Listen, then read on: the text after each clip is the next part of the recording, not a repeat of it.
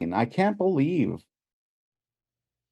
Parents are fired up in North Adams after learning their children's elementary school is dealing with a mold problem just as the school year is set to get underway. This comes after we learned Wilbraham Middle School delayed their first day back to clear their building of mold.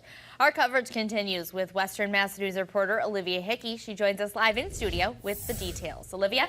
Abby and Chris, we received pictures and video of damage inside the school from parents faced with the difficult choice of whether or not they should let their kids return to class. The first day of school is usually exciting for families, but in the Berkshire County community of North Adams, some parents decided to opt out at the 11th hour after learning their children's school, Brayton Elementary, is dealing with mold. I'm not going to give her an asthma problem because of this. That's insane. Miguel Rodriguez tells Western Mass News he and his wife decided to delay first grade for their child, seeking independent schooling options after seeing the mold firsthand during a school tour, where they took all these pictures and videos. We smelled it and got metallic tastes in our mouth in the library. There's air conditioning in there, and it seemed to be going through the air conditioning vent. It's just... yeah, unacceptable. So they have big cinder block walls that they clearly had freshly painted, but underneath the paint was almost mushy. And, you know, my wife took video of that, and that's on the main floor in the cafeteria where kids are eating. Another parent who wanted to remain anonymous tells us she allowed her student to go to school Thursday, but admits she's frustrated.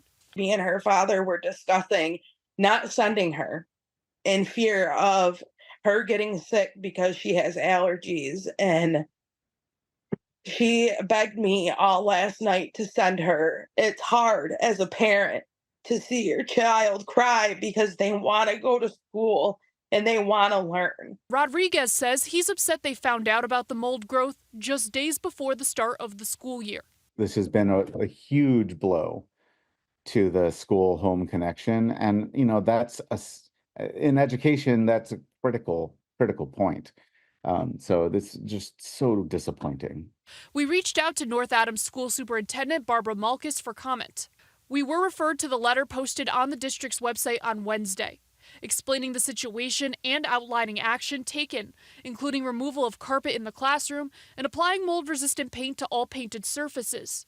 It reads in part, older school buildings like Brayton Elementary School, built in 1991, suffer from excess humidity in several areas of the building due to the age of its mechanical systems and general construction elements. The district has been working diligently to address these system-related challenges for many years to ensure a safe environment for our students, faculty, and staff. Meantime, in Wilbraham, the middle school won't kick off the school year until Tuesday, after a significant mold cleanup. Superintendent John Provost says the building has been clear for days, and parents want to help teachers rebuild their classrooms. I've been really pleased by the way parents have turned out to try to support teachers who, in some cases, are needing to rebuild some of their classroom supplies and some of their materials for learning. We've also learned about a mold-related issue at a Longmeadow school. Superintendent Marty O'Shea telling us in a statement, no classes have been canceled in Longmeadow Public Schools.